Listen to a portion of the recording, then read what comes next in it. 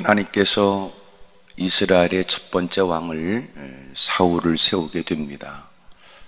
누구보다도 어깨 하나가 더 컸던 그는 누가 보기에도 과연 사사시대가 끝나고 왕정시대가 시작되면서 그는 그 일을 감당할 수 있을까?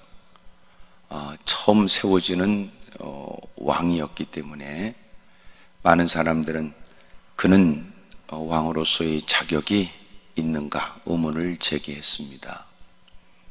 그런 중에도 하나님이 세웠을 때는 하나님이 그에게 권위가 드러나게 하고 또 모든 사람들이 그의 권위를 존중하도록 만들지요.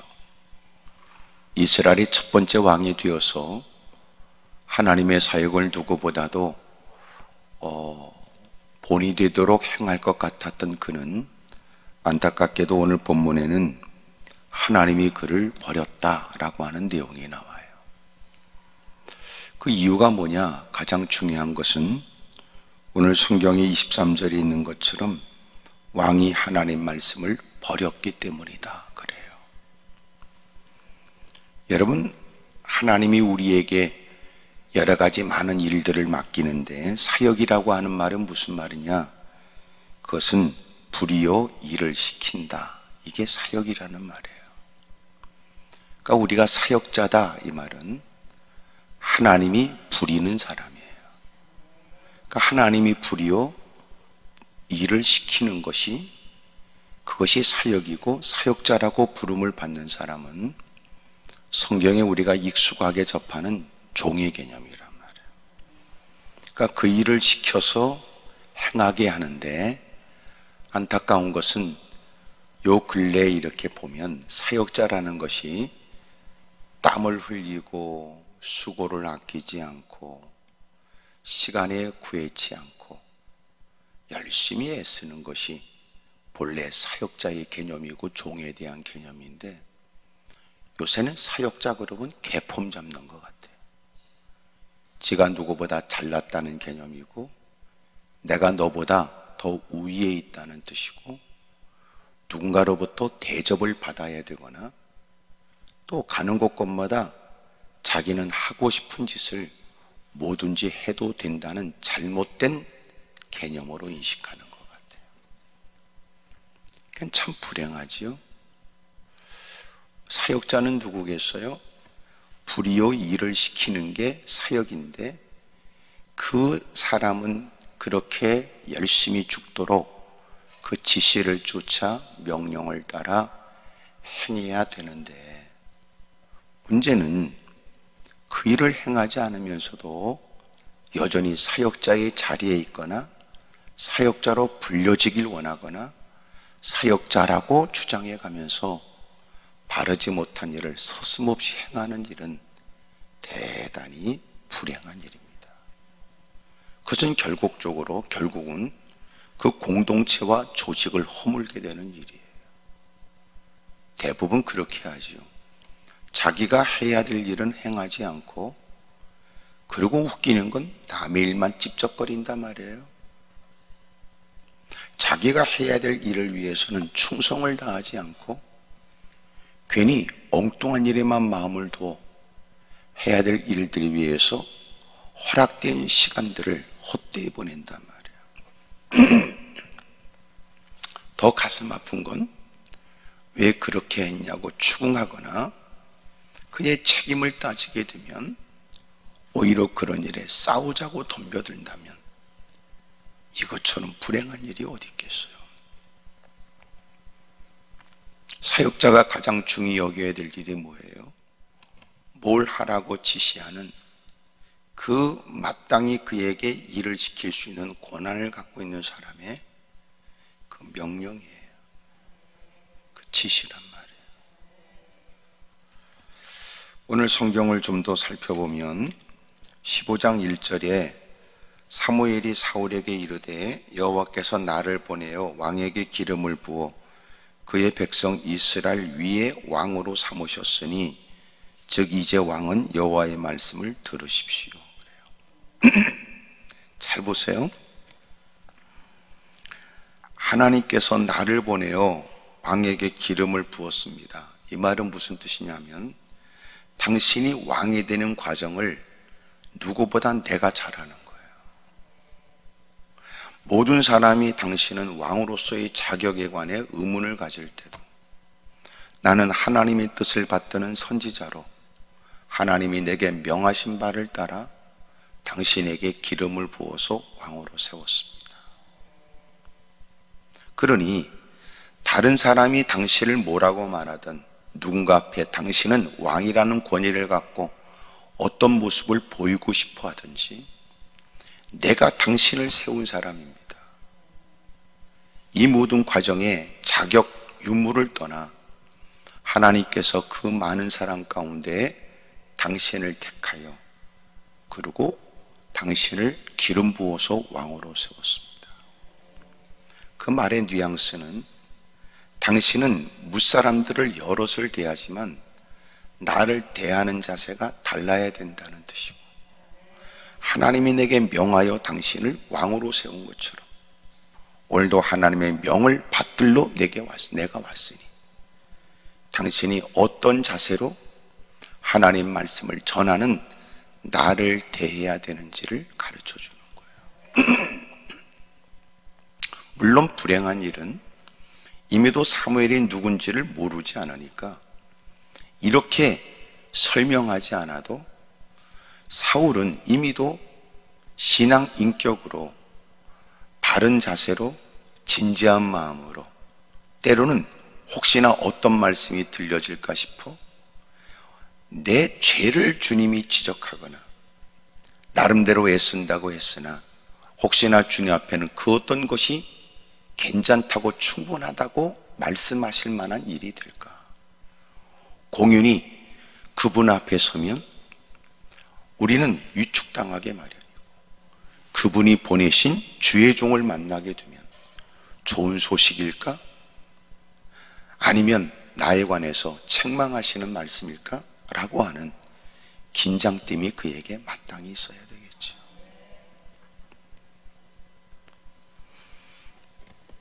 그러면서 사무엘이 사울에게 하나님이 나를 보내어 지난 시간 이렇게 적지 않은 왕으로서의 시간을 보내는 그 많은 시간이 있기까지 당신을 왕으로 세우도록 하나님이 나를 보내어 기름을 부었습니다. 그리고 당신을 세운 목적은 그의 백성 이스라엘 위에 왕으로 세우신 겁니다. 여기 참 이 말이 중요한 거예요. 그 백성 이스라엘 위에 왕으로 세웠다는 말은 위에 군림하라는 말이 아니라 주님을 위하여 살라는 말이에요. 근데 우리는 대부분 기도하면서 높은 자리, 누구보다 더 위에 올라가길 꿈꿔요. 누구를 짓누르거나 오랜 세월 상처를 안갚음하려고 하는 생각, 복수의 마음, 누군가에게 자기를 드러내고 싶은 교만과 오만된 마음이 우리에게 있는 거예요. 그래서 우리는 위를 좋아해요. 그러나 하나님이 그를 그 자리에 세웠다는 사실을 인식하는 사람은 위에 있는 사람으로 사는 게 아니라 주님을 위하여 살아야 합니다. 이것을 뭐라고 말하느냐? 이것은 한마디로 말하면 이것이 하나님이 나에게 사역을 주셨구나. 하나님이 나에게 사역을 주신 것이다. 이런 의식을 가져야 되는데 사심이 가득하단 말이에요. 사심이. 그러니 가슴 아프지요. 자기의 사심이 가득해 사사로운 마음이에요. 소위 이렇게 공적인 위치에 있는 사람은 공심을 가져야지 사사로운 자기의 마음을 갖고 공적인 어떤 것을 포장하여 못된 더러운 짓을 하면 안 돼요. 누구보다도 공적인 위치에 있으면 그 밑에 있는 모든 사람들을 누구도 소외됨이 없이 공평하게 공정하게 정의롭게 해야 되는데 말장난만 인간들이 주둥이로 한다 그 말이에요. 그러니 교회 안에도 문제가 생기고 조그만 구역 안에서도 말들이 생기고 셀 모임 속에서도 말들이 일어나지. 구역장이 돼서 몇 명이 안 되는 사람들을 돌보는 일을 일주일에 하루에 한 사람씩이라도 전화라도 하면 얼마든지 여러분 내가 쫓아가지 않아도 소식을 들을 수 있을 텐데, 이런 것도 관리 안 하고 이런 일에 관심도 없는 인간이 구역장이라고 하니까 구역원들이 불평하죠. 한 해가 다 끝나게 되면, 마무리가 되면 많은 사람들이 목사님을 만나고 싶어 해요. 이유 중에 하나는 그 인간하고 구역을 달리하고 싶다는 거예요.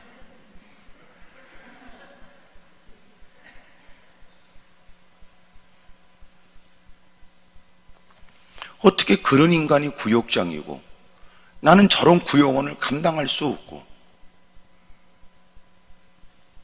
그러면서도 여러분 장로권사 집사는 더럽게 하고 싶어 하고, 그러면서도 누구보다도 꽤나 힘이 있어 보이는 듯한 자리에서 뭔가를 개폼 잡고 거들먹거리고 하고 싶어 하는 쏘가지가 우리에게 있다고요. 하여튼 요새는 마스크 쓰고 있어서 전혀 표정을 알 수 없고 본래도 웅큼했지만 하여튼 전혀 확인이 안 되는 여러분,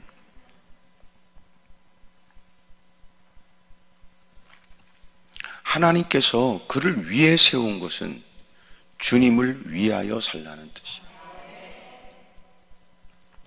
여러분 천주교에서 또 유대인들이 머리에 조그만 주전자 뚜껑 같은 거 하나씩 이렇게 달고 다니는 것은 자기 위에 누가 있다는 것에 대한 인식을 위한 거라는 거죠. 하지만 놀라운 거는요, 하도 달고 다니면요 머리에 뭐가 붙어 있는지도 모르지요. 그래서 우리에게 필요한 게 뭐예요? 신앙 의식이 필요한 거예요. 누군가에게 내가 남다른 위치의 사람으로 불려지는 호칭 앞에 익숙해지는 게 문제란 말이에요. 그 소임을 다하지 않으면서도 누군가가 합당한 자기의 위치에 걸맞는 호칭으로 불러주지 않으면 지가 기분 나빠하죠. 낯선 사람이 교회 안에 들어와 저기 집사님이세요? 그러면 장로입니다. 이런 싸가지는 뭐냐 그 말이에요.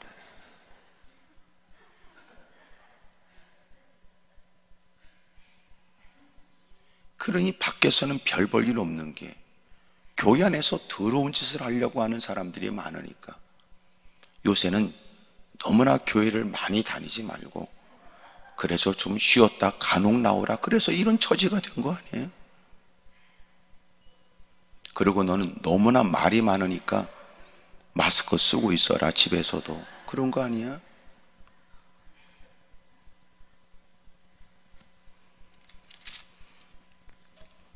사무엘이 사울에게 내가 당신에게 기름을 부어 왕으로 세웠고 많은 백성들 위해 당신을 왕으로 삼으셨습니다. 그러므로 이제 왕은 여호와의 말씀을 들으십시오.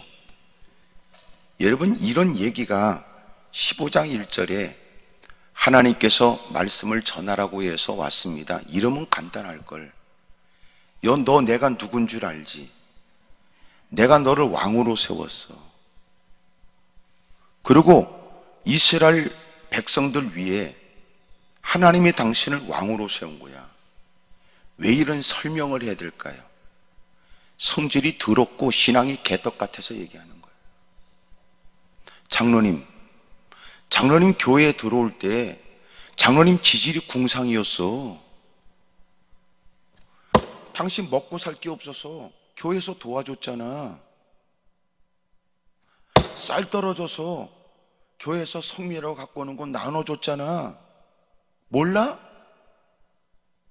먹고 살기 바쁘다고 해서 사모와 함께 가서 어린애들 돌봐주고, 장로님 기억 안 나? 오늘 그만큼 사는 게 그냥이야? 절박할 때는 하나님밖에 없다고 엎어줬고 나오라고 강조하지 않아도 지도 할 일이 없으니까 기어 나와서 새벽에도 무릎을 꿇고, 예배 끝나도 할 일이 없으니까 또 언제 예배 드리냐고 물어봤던 너, 이제는 살만하니까 눈에 뵈는 것 없냐? 이렇게 얘기하는 목사가 얼마나 되겠어요? 나도 여러분이 마스크를 반 이상을 얼굴 가려 누가 누군지 모르니까 나도 마음 편하게 얘기하지.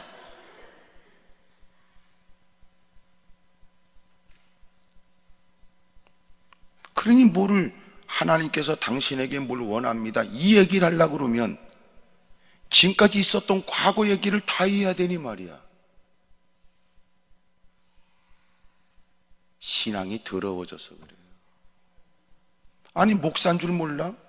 목사가 하는 얘기는 이유가 있을 거라 싶어서 목사님 다른 말씀 하시지 마시고요, 오늘 갑작스럽게 사업장에 갑작스럽게 이렇게 저한테 전화를 하시고 갑작스럽게 신방을 하시겠다고 하실 때는 무슨 하나님께서 주신 감동과 깨달음이 있을 듯하니 목사님 하신 말씀 있으면 하시지요.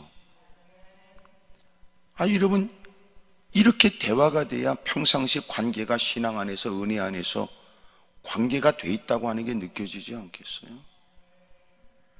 요새는 목사님이 갑자기 신방을 해도 목사님 때가 어느 때인데 신방을 하십니까? 목사님 에티켓이 있어야지. 아무리 성령이 주는 감동이 있다 할지라도, 아무리 지나가는 길이라도 먼저 저한테 전화를 해서 양해를 구하고 괜찮냐고 물어봐야지. 불쑥 나타나면 어떡합니까? 그러니까 요새는 옛날처럼 그런 일이 쉽지가 않아요. 옛날에는 어떤 목사님들이 새벽에 엎드려 기도하다가 강하게 하나님께서 거부하지 못하도록 깨닫게 하신 바가 있으면 새벽 기도를 마치고 불이 나게 달려가서 말이에요, 잠자는 그 집을 두들겨, 여러분 문을 두들겨서 깨워가면서라도. 여러분, 그랬던 때가 있는데 지금은 그렇게 안 돼요. 지금은 꽤나 지성적이지도 못한 게 더럽게 지성적인 것만 따지고, 결국은 지도 기분대로 살아가는 인간이 모든 걸 따질 때는 논리 정연해야 된다고 헛소리에 대가면서, 그러면서 또 기도하면 또 성령의 역사가 있기를 원한다고 부들부들 떨고 있으니까 지켜보는 사람들이 화가 치밀어 오를 일이지요. 그렇게 그가 왕이 된 이유를 설명을 하고 이제는 하나님 말씀을 들으십시오라고 얘기하니 말이에요. 그러면서 주님이 하시는 말씀은 2절에 만군의 여호와께서 이같이 말씀하시기를 아말렉이 이스라엘에게 행한 일 곧 애굽에서 나온 일에 길에서 대적한 일로 내가 그들을 벌하노니 지금 가서 아말렉을 쳐서 그들의 모든 소유를 남기지 말고 진멸하되 남녀와 소아와 젖먹는 아이와 우양과 낙타와 나귀를 죽이라 하셨나이다.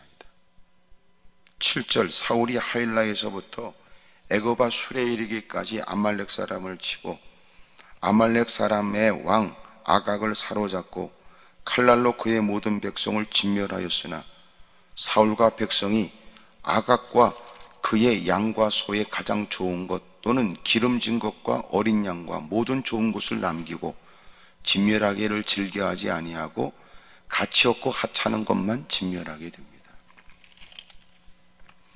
하나님이 모를 리가 있겠어요?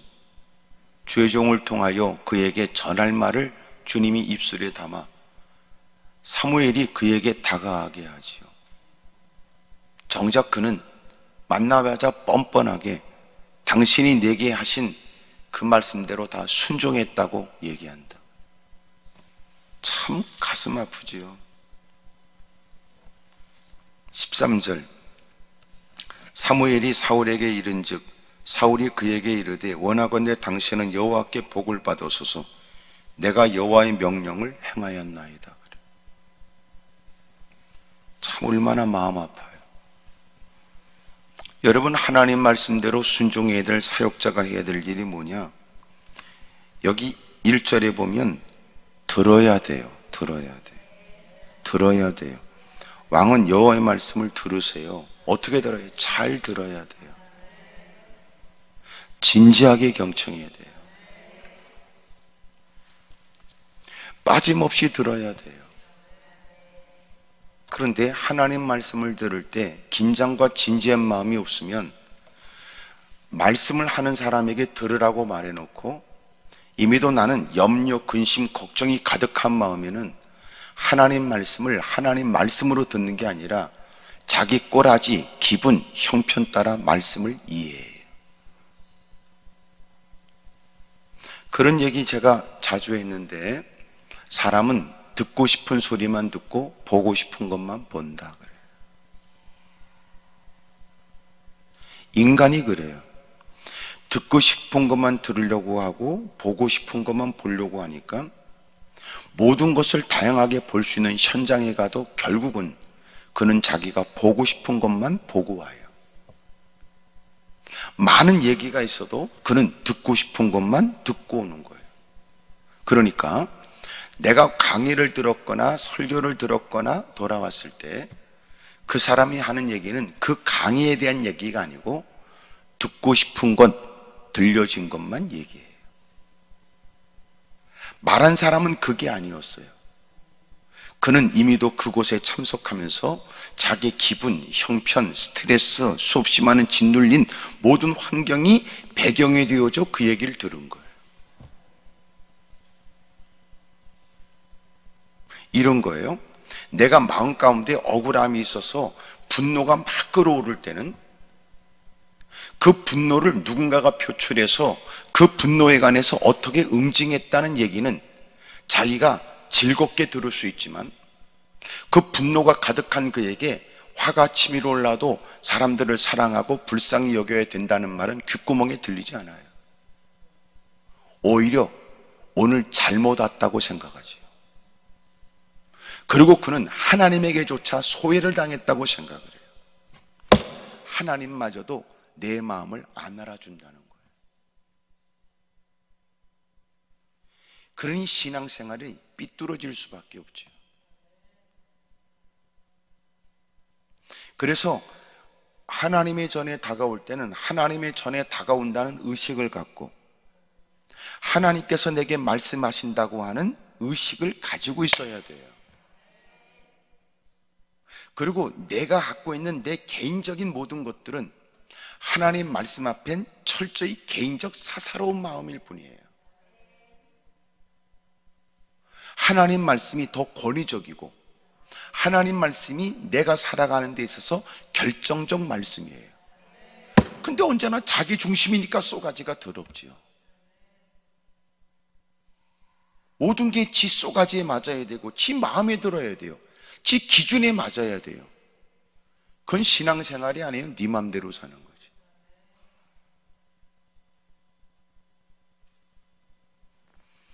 그러므로 사역자가 해야 될 일이 뭐예요? 15장 1절에 듣는 거예요. 듣는 거. 잘 들어야 돼요. 잘 들어야 돼요. 잘 안 들어요. 말씀이 있는 현장은 있지만 안 듣는단 말이에요. 그럼 뭘 들어요? 그는 들려지는 소리만 들은 거예요. 듣고 싶은 소리만 들었어요. 그러나 정작 주님이 부르실 때는 들어야 될 말씀을 하신 거거든요.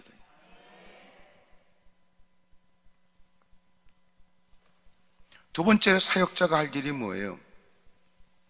잘 들어야 돼요. 두 번째 2절 보니까 만군의 여호와께서 이같이 말씀하시기를 아말렉이 이스라엘에게 행한 일 곧 애굽에서 나올 때 길에서 대적한 일로 내가 그들을 벌하려고 한다 그 말이에요.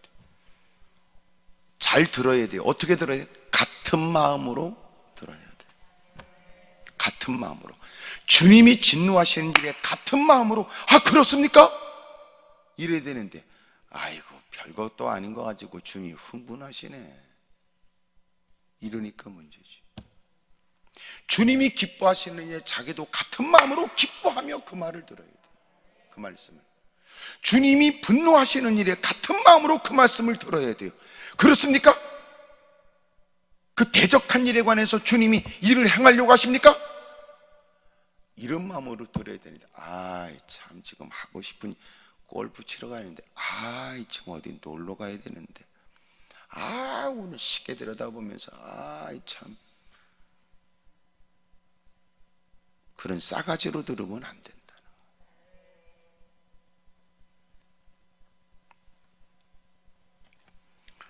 요새는 이렇게 대면하기 어려운 때니까 그래서 배달 음식들을 많이 시켜 먹고 또 배달하는 그 음식점들이 늘어났대요. 그런 제가 생각을 그렇구나. 여러분도 음식점 하면 음식점 이름을 하나 내가 좋은 이름 하나 줘줄게요. 음식점 이름이 뭐냐면 싸가지. 테이크아웃이니까 싸가라 그 말이야.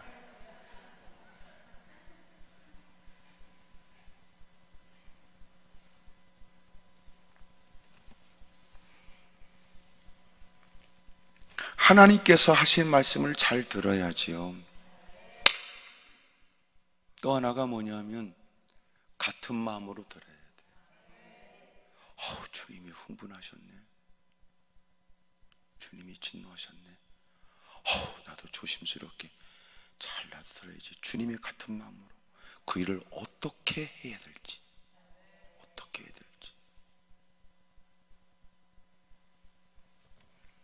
세 번째가 뭐냐면 3절, 지금 가서 아말렉을 쳐서 그들의 모든 소유를 남기지 말고 진멸하되 남녀와 소아와 젖먹는 아이와 우양과 낙타와 나귀를 죽이라 그러신 거예요. 어떻게 해야 돼요? 빠짐없이 순종하기 위해서 들어야 돼요.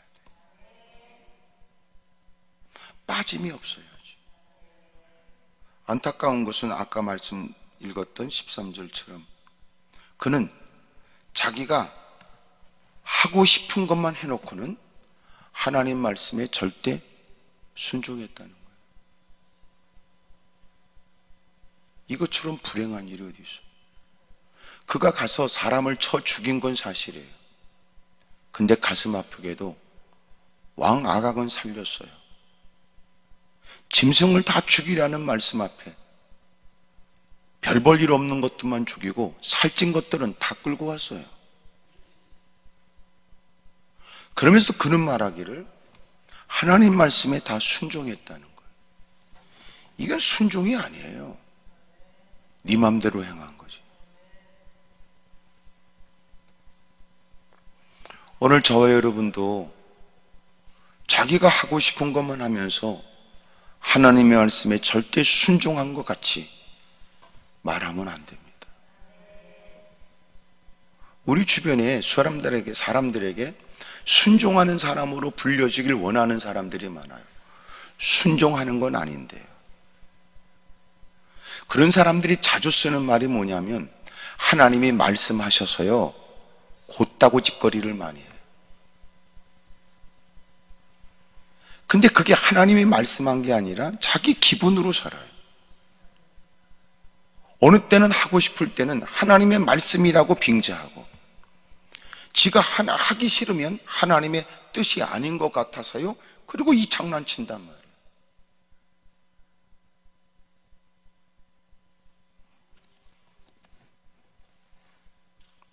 사랑하는 여러분, 하나님 말씀을 잘 들어야 돼요. 주님과 같은 마음으로 들어야 돼요. 빠짐없이 순종할 기세로 들어야 돼요. 얼핏 들어요. 가볍게 들어요. 진지함이 결여됐어요. 그러면서도 모순이 뭐예요? 자기가 기도하는 건 빠짐없이 이루어 주시길 원하니 모순 아닙니까?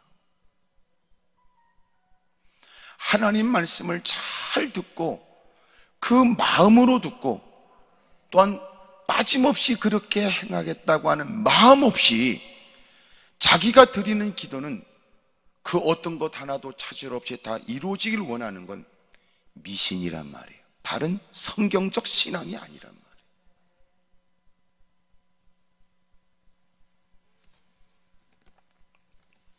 마침내 사무엘이 그를 지적합니다. 왜 당신은 하나님 말씀을 어겼습니까? 그랬더니 사울이 변명하는 내용이 뭐예요? 하나님께 제사 드리려고 가까웠다는 거예요.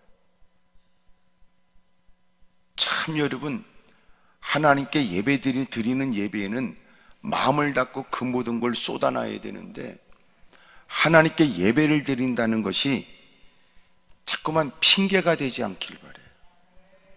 이해가 되지요? 그 예배 속에 가장 중요한 게 뭐냐? 성경에 가르쳐 주는 거 순종이라고 그러잖아요.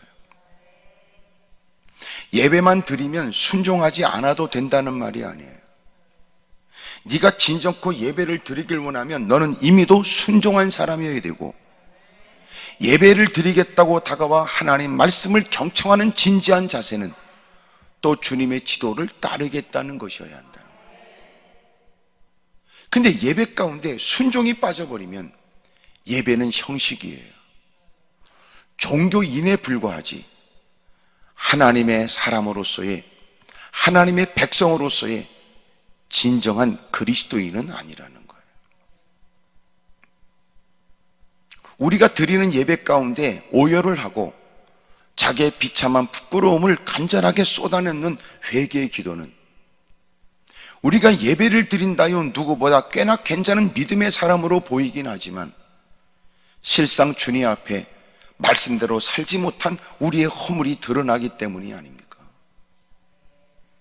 그러므로 하나님께 용서를 구하는 거예요.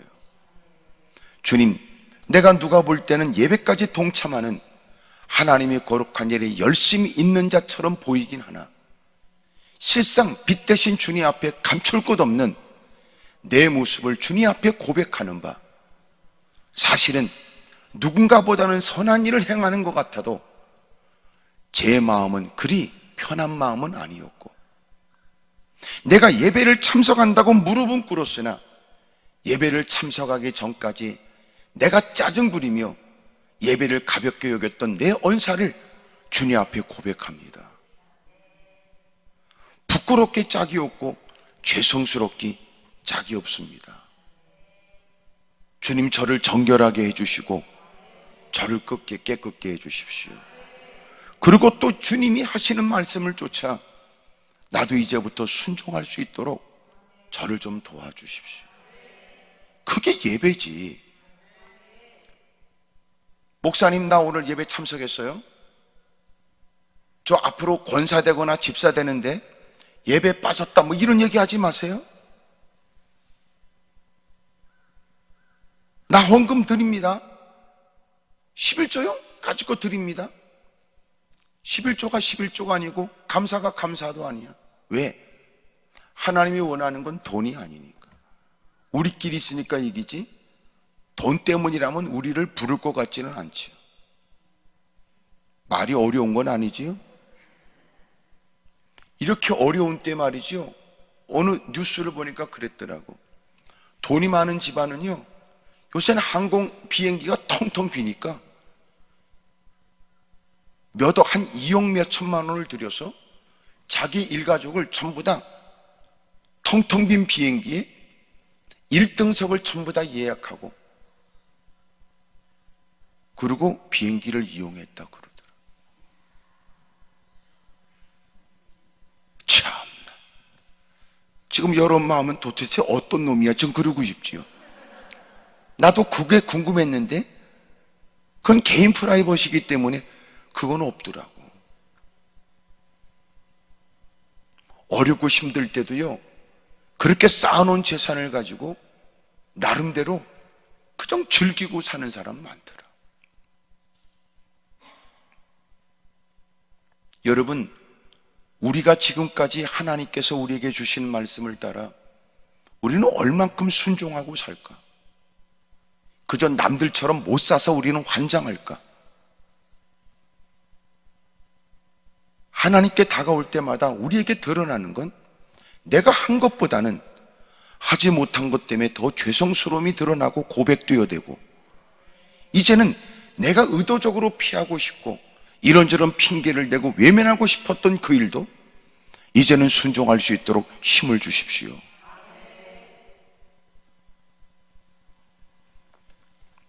주님께서 오늘 우리에게 주시는 가장 핵심적 말씀이 22절과 23절이에요.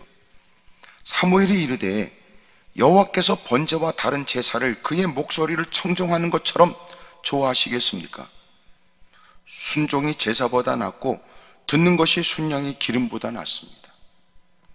하나님 말씀을 외면하는 당신은 하나님이 당신을 버렸다는 것도 기억해야 할 것입니다. 무엇보다도 하나님 말씀을 버리면 안 돼요. 여러분, 하나님 말씀을 끝까지 지키셔야 돼요.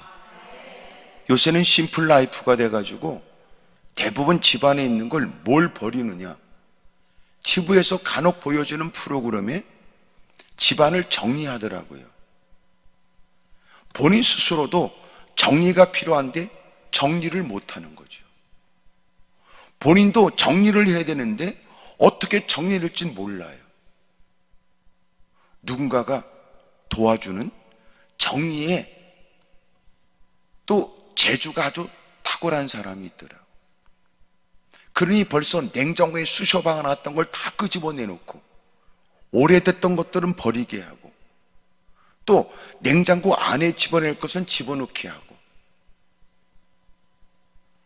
또 어떻게 정리해서 그 제한된 공간에 잘 음식이 상하지 않고 또 냉장고를 열 때마다 편리하게 쓸 수 있도록 정리해 주는 사람, 돈 받고 정리해 줘.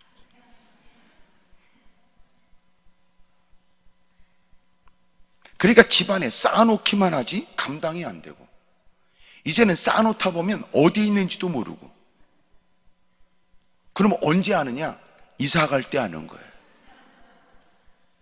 문제는 철진한 것이 돼버렸고 이제는 때가 지난 물건이 돼버렸어.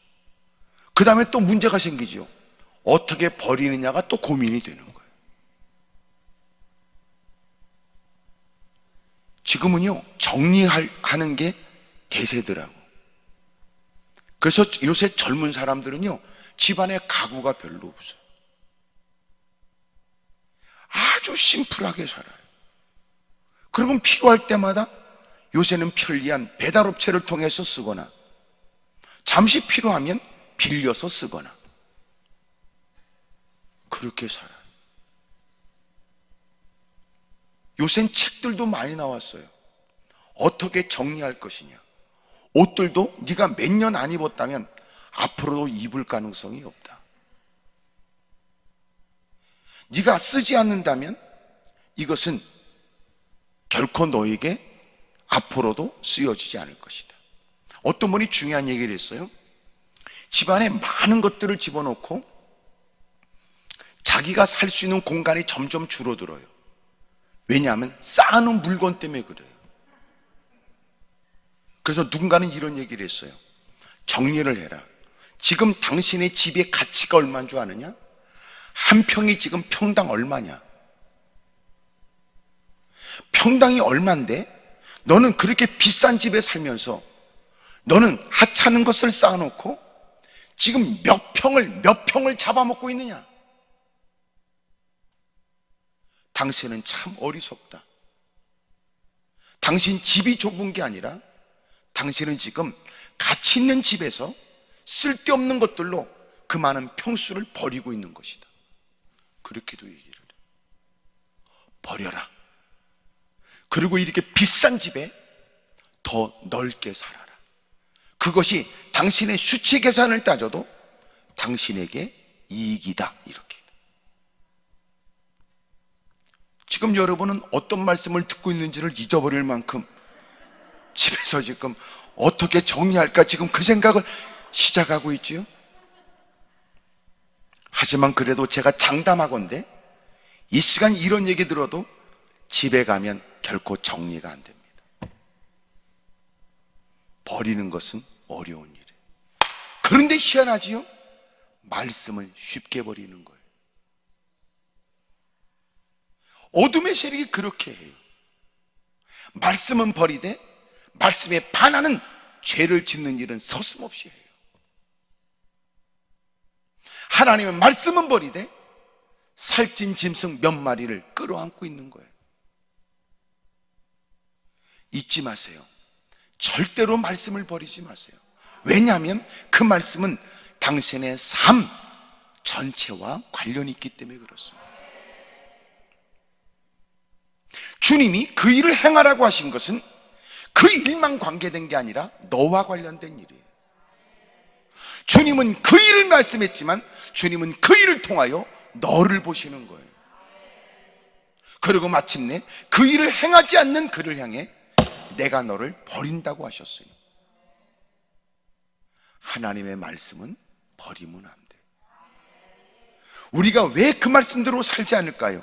그 일을 하기 싫고 그 일을 원치 않는다는 이유인데, 주님은 그 일에 대한 말씀에 대한 그의 자세를 보시고 그를 버리세요. 그리고 그를 높여주세요. 하나님의 말씀은 사람들이 떠버리는 그 일에 대한 말과 다릅니다. 설령 사람들은 우리에게 제안한 그 일을 우리가 거절한다는 것 때문에 피차간의 관계에 문제가 일어날 것을 경고하지만, 그럼에도 불구하고 우리가 말씀을 지키면 하나님은 그를 전적으로 그 어려움 속에서도 책임져 주시죠. 도전으로부터 방패가 되고 위험으로부터 피난처가 되시고 능하신 손으로 그의 일에 개입하여 하나님 말씀대로 사는 그 일이 얼마나 가치 있고 귀한가를 대적하는 그들 앞에서 보여주신다. 하나님 말씀을 접하는 우리의 자세는 달라야 합니다. 믿음 없는 사람이 말씀을 듣는 현장에 간혹 그럴 수 있지요. 예배를 감시하러 나온 사람들이 있을 수 있어요. 예배를 어떻게 진행되나, 몇 명이 모였고 어떻게 수칙을 지키나, 그런 사람들이 있다고요. 그들은 방역 수칙에 관해서 관계가 있고 예배가 어떻게 교회에서는 조치를 취하고 있는가에 거기에만 마음을 둬요.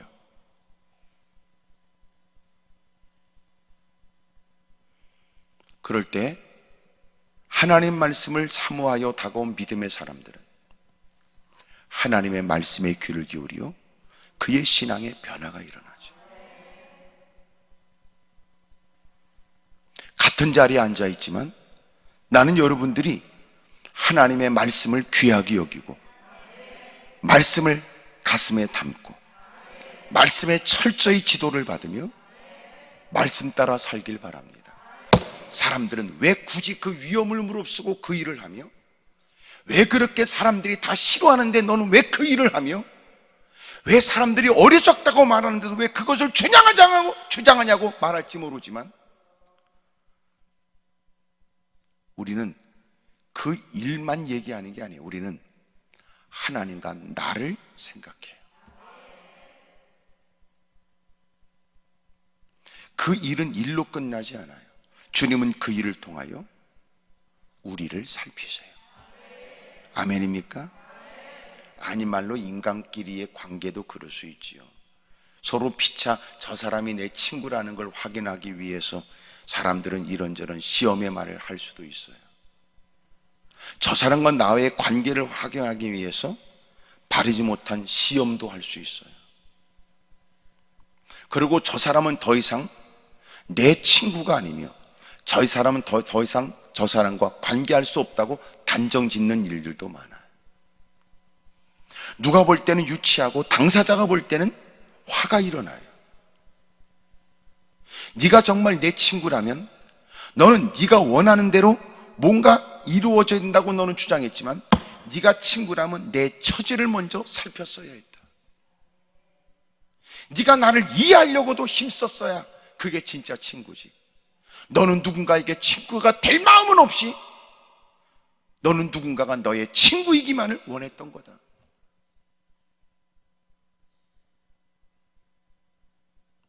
세상은 그럴 수 있죠. 그리고 누군가는 우리가 전혀 의도하지 않은 채 나를 함부로 평가하거나 나를 함부로 얘기할 수 있는 사람도 많습니다.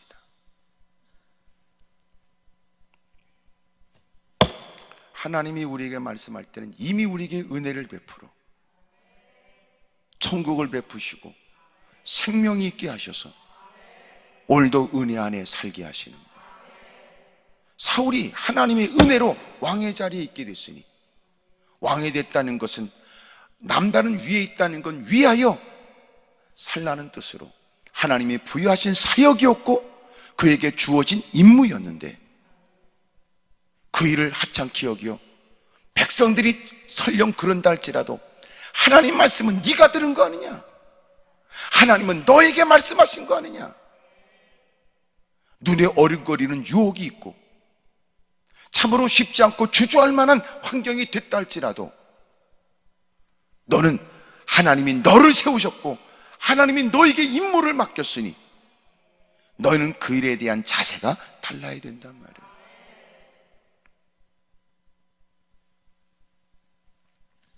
사랑하는 여러분, 하나님 말씀을 버리면 안 돼요.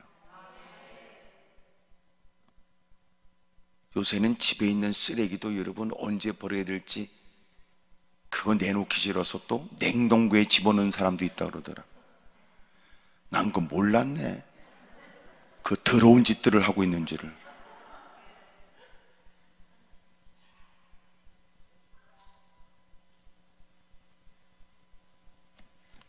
빨리 여러분 냄새나는 건 끄집어내려고 그러고 더러운 것은 집안에 두지 않으려고 애쓰면서도 어쩜 우리는 하나님 말씀을 이렇게 가볍게 여길까?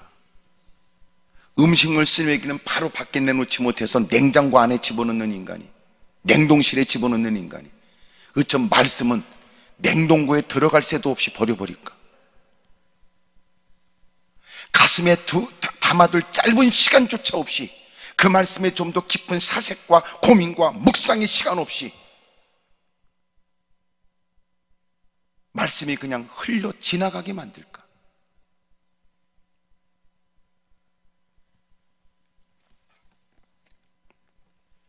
하나님 말씀대로 순종하며 사십시다. 여러분, 주님께서 마음에 감동 줘서 그 일을 하라고 주님이 말씀하신 건 그 사람의 신앙이 확인되는 일이에요. 그 일이 아니에요. 그 일이. 잘 들어보세요. 너 가서 그 사람을 죽여 그런 거야. 아이고 그거 아이고 언제라도 죽일 수 있는 사람 내가 끌고 와서 묶어두고 감옥에 집어넣는데 언제라도 죽일 수 있는 사람 뭘 그러세요? 까짓 거. 그거 아니라니까. 알았어요.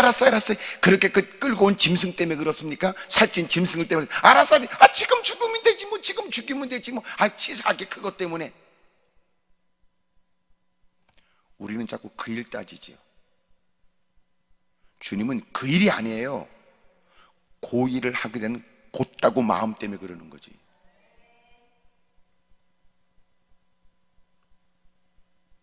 주님이 우리의 기도를 들으신다는 건 뭐예요? 우리의 마음 중심을 살피시는.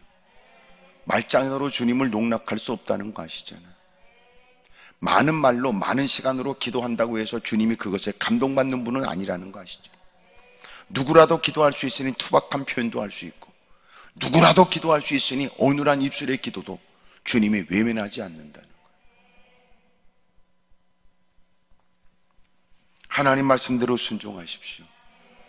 그러면 하나님께서 말씀하셨을 때 왜 말씀을 버리는 걸 이렇게 주님이 진노하실까요? 주님이 그에게 말씀하셔서 행하라고 할 때는요, 이미 그 일을 할 수 있는 주신 힘이 있어서 그래요. 아멘입니까? 주님이 이미도 그 일을 할 수 있는 힘을 이미 주셨기 때문에 그러는 거예요. 할 수 없는 걸 하라고 한 적이 없어요. 주님이 말씀할 때는 그 일을 할 수 있는 힘이 그에게 있어요.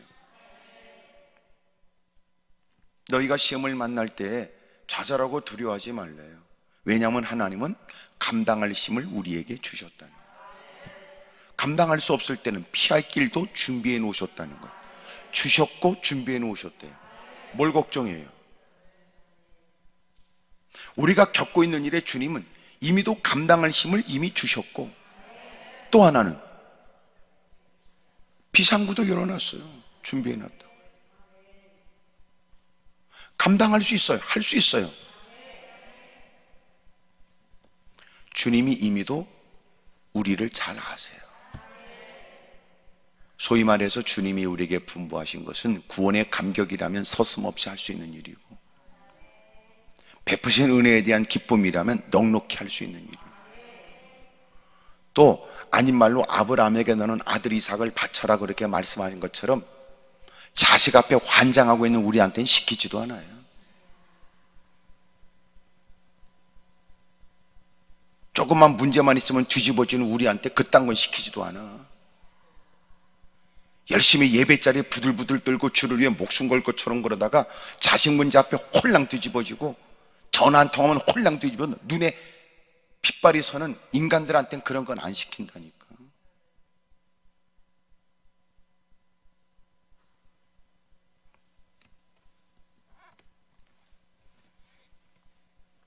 하나님께서 우리에게 말씀하여 들려주시는 것은 이미도 그 일을 할 수 있는 힘이 우리에게 존재해요. 주신 힘이 있다니까. 근데 놀라운 건 주신 힘으로 정욕적인 일에 써요.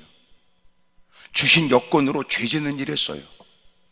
주신 여건으로는 죄 짓는 일엔 위험을 감수해요. 불법을 행해요. 아슬아슬한 그 일을 해요. 더 창의적인 더러운 죄를 져요.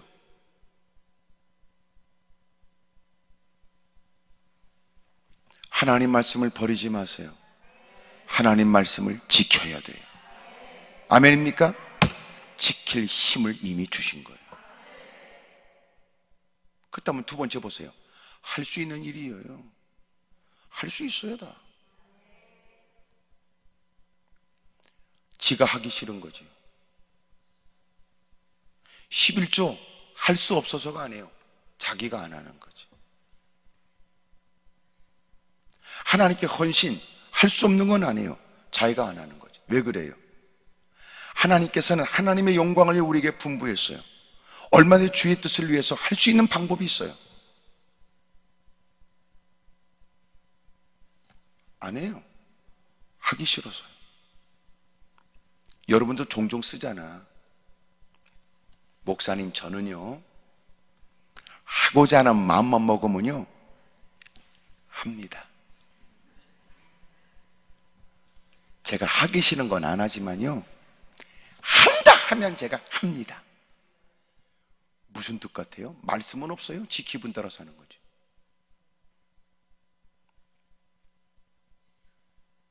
오늘 하나님께서 우리에게 주시는 말씀이 마음껏 활동이 제약되고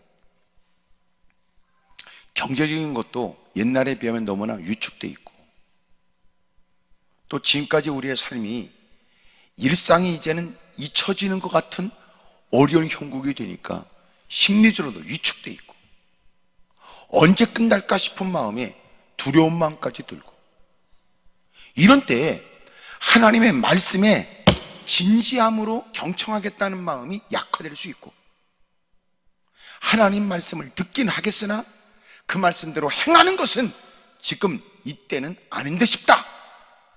그런 생각이 우리에게 엄습하죠. 놀라운 건 지금도 전도하는 사람들 많아요. 제가 여러 번 이렇게 했는데요 다 방역시키면서도 열심히 전도한다고 그래요. 예? 여러분 예배 참석하는 것도 어렵고 참석할 수 있는 여건인데도 참석할 수 없다고 말하는 사람들이 가득할 때 어느 교회는 전도 열심히 하는 데가 있어요. 우리는 왜 전도가 안 될까요? 전도를 왜 고민하지 않으니까. 제가 신학생들에게 늘 했던 얘기예요.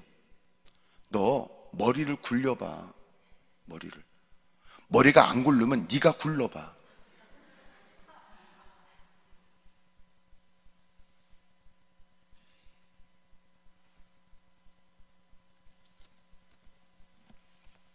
하나님은 이미도 우리에게 힘을 주셨어요. 그러니까 말씀하시는 거예요. 하고 싶은 일만 하지 말고 할 수 있는 일을 주님이 우리에게 맡겼다고 생각하고 충성하셔야지요. 할 수 있어요. 할 수 있어요. 얼마든지 할 수 있어요. 얼마든지. 금식도요 그렇게 몇십 일을 욕심내니까 어렵지요. 왜 금식이 안 돼요? 웃기는 건 금식을 못한다는 인간이요 단식은 하더라고요. 다이어트 한다고 먹진 않더라고요. 모욕을 당하면요, 밥맛 없다고 안 먹더라고요. 삐지고 성질 나면 안 먹더라고요.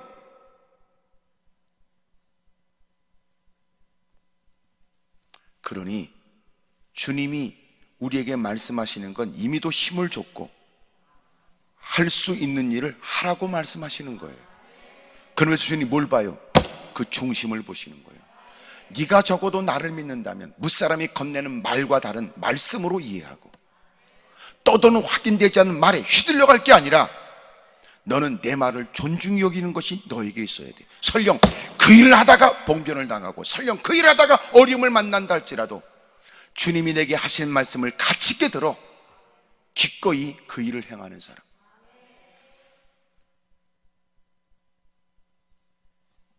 하나님은 이미도 힘을 주셨어요. 여건도 줬고 형편도 줬어요. 그래서 이런 말 잘 들어보세요. 내가 하나님께 영광을 돌리고 나도 주님의 뜻을 받들기 위해서 물질도 필요하고 여건도 필요하다고 하는 사람들, 말은 못 들어주지만 하나님의 영광을 위해서는 더 좋은 여건이 필요한 거 아니에요? 지금 어려운 처지에도 힘든 처지에도 주의 영광을 위해 믿음으로 살 수 있어요. 그러니까 부자와 나사를 보니까 나사로는 여러분 그렇게 거지로 힘들고 어려운 상황 속에서도 믿음으로 살아 아브라함 품에 안기는데 뭘 그래요? 부자는 누구보다 멋지게 살 수 있는 여건과 여력이 있지만 전혀 하나님을 외면해버렸고 그러고는 지옥에 던져지는데 여력이 있다고 할 수 있는 게 아니에요. 하나님을 믿는 사람만 할 수 있지. 하나님의 말씀의 가치를 비로소 깨닫는 사람만 할 수 있는 거예요. 하나님은 이미도 힘을 주셨어요. 할 수 있는 것만 하라고 그러세요. 아멘입니까? 주님이 뺏어서 드리라고 했습니까? 사기쳐서 하라고 했습니까? 주님은 할 수 없는 것을 하라고 한 적이 없어요. 세 번째로, 반드시 하나님 말씀은 해야 될 일로 여겨야 돼요. 해야 될 일로. 자세가 다르죠? 해야 될 일로 여겨야 돼요. 제가 어제까지 프롤로그로 시작해서 에필로그로 끝나는 에스더서를 제가 전장을 다 설교를 했어요. 그래서 어제 저녁까지 에스더서가 다 끝났습니다. 에스더가 수사형 안에서 일어나는 에스더서의 얘기는 죽으면 죽으리라 금식 후에 그는 다가가게 돼. 왕후가 무슨 놈의 죽으면 죽으리라 그런 결단이 필요할까? 그것은 페르시아 제국의 여러분 법도는 왕이 허락하지 않은 한 그에게 다가올 수 없으며 그 127개 지방에 인도와 구수까지 이르는 어마어마한 제국에 이미도 암살하려고 하는 사람들이 많았고 왕의 정적들이 많았기 때문에 왕의 허락 없이는 왕 앞에 나서는 것이 여러분 불가능합니다. 그런데도 왕의 명령으로 내린 유대인들을 전부 다 죽이라는 그 명령을 다시 바꿀 수 있는 방법은 왕 옆에 있는 왕으로서 그가 왕에게 어려운 처지를 얘기하여 왕이 이 문제를 풀어줘야 되는데 왕 앞에 나갈 수 있는 방법이 없고 이미도 왕도 자기를 가까이 한 지가 30일 전이야. 30일 동안 여러분 자기를 가까이 하지도 않았어요. 그러니 무슨 여러분 따뜻한 마음이 있다고 중차대한 자기 민족을 전부 다 죽임을 당하는 왕의 명령이 내린 것을 어떻게 바꾸겠냐고요. 금식을 요청하고 중보기도를 요청하고 자기 역시 시녀와 함께 금식하고 그러고 나가요. 죽으면 죽으리라 그러고요. 이 말이 무슨 말이에요? 해야 할 일로 여긴 거예요. 해야 할 일로.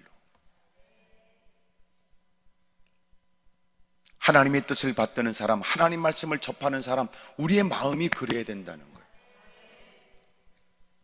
내게는 이미도 그만은 할 수 있는 힘이 있어. 주님이 할 수 있는 일만 내게 맡겨주지. 그리고 하나님이 하신 말씀은 반드시 내가 해야 될 일이야. 그리고 죽으면 죽으리라 나가요. 이게 웬일이에요? 엎드려 금식하고 기도하고 주의 뜻을 받들어 하나님의 백성들을 살리는 일, 하나님께서는 왕의 마음을 움직여 그를 그토록 사랑스럽게 여기도록 만들었어요. 그가 다가오는 걸 허락하여 금호를 내밀어요. 그리고 자청하여 그에게 물어요. 너희 소원이 무엇이냐? 네가 원하는 거라면 뭐든지 나라의 절반이라도 너에게 주겠다. 이런 얘기를 에스더서가 끝날 때까지 4번이나 왕이 스스로 자청하여 얘기해요. 너희 소원이 뭐야? 나라의 절반. 너희 소원이 뭐야? 내가 나라. 너희 소원이 뭐야? 이보다 더 큰 것도 내가 너에게 줄 수 있다. 그러는 가운데 민족의 위기를 얘기하고 왕의 어명으로 이 모든 일을 해결할 수 있는 방법을 얻게 되고, 또 왕이 자청하여 원하는 게 뭐야? 그럴 때마다 나라가 위기로부터 다 벗어나고 애굽 유대인들을 죽이려고 하는 모든 대적들은 전부 다 여러분 전멸시키고, 그리고 하만이 부르라고 하는 제비를 뽑아 죽이려고 했던 일들은 어그러지게 돼요. 오히려 유대인들은 살아 축제를 여겼으니 그것을 불임절이라고 그러는 거예요. 사랑하는 여러분, 하나님이 내게 말씀하시면 할 수 있는 일로 여기십시오. 이미도 하나님이 내게 힘을 주셨다고 믿으십시오. 그리고 해야 될 일로 여기십시오. 하나님 말씀을 버리지 마세요. 아멘입니까? 내가 다른 거 버려도 말씀은 버릴 수 없다. 그 말씀이 그를 보호하고 말씀이 그를 책임져 주신단 말이에요.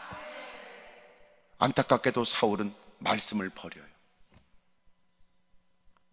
그 왕으로서 뭐든지 할 수 있는 여건에 그 짐승이 있는데도 짐승 그 몇 마리를 얻겠다고 말씀을 버려요.